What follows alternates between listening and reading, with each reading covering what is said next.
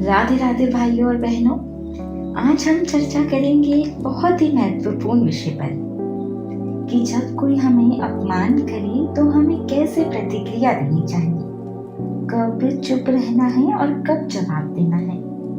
तो ऐसे ही एक प्रश्न का उत्तर देते हुए प्रेमानंद जी महाराज ने कहा कि जब कोई हमारे सामने गाली देता है, अपमान करता है या हमारे साथ अनुचित व्यवहार करता है तो हमारी पहली प्रतिक्रिया क्रोध या प्रतिशोध नहीं होनी चाहिए। सबसे पहले बात करते हैं क्षमा के महत्व की।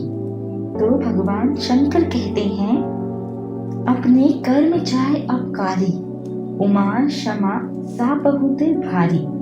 यानी कि अगर हम किसी को क्षमा कर देते हैं तो हमारी क्षमा उस व्यक्ति के ऊपर सांप के विष से भी अधिक प्रभावशाली होती है। तो समझिए भाइयों और बहनों, यदि हम तुरंत प्रतिक्रिया दें, लड़ाई करें, झगड़ा करें या हिंसा करें तो हम अपने ही बंधनों में फंस जाएंगे।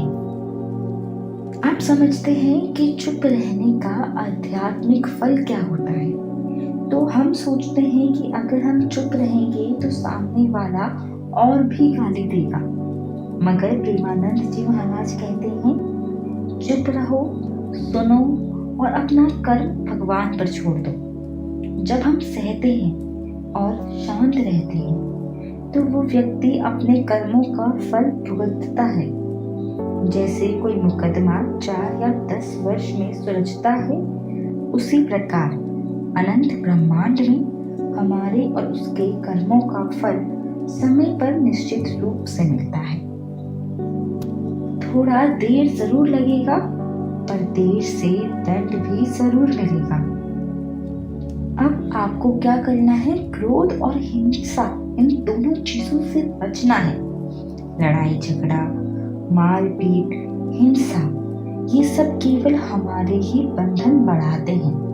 अगर कोई गाली दे तो चुप रहो, अगर अपमान करे तो सहकर वहां से चले जाओ, हिसाब भगवान पर छोड़ दे। अब ऐसा क्यों?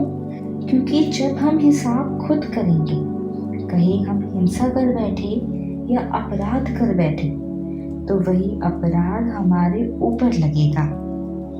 तो प्रेमानंद जी महाराज कहते हैं, थोड़ा दुख सहना बेहतर है बजाय इसके कि आप तुरंत क्रोध में फंस जाएं। कोई गाली दे आप सहे, अपमान सहे, पर मन में शिकायत ना रखें।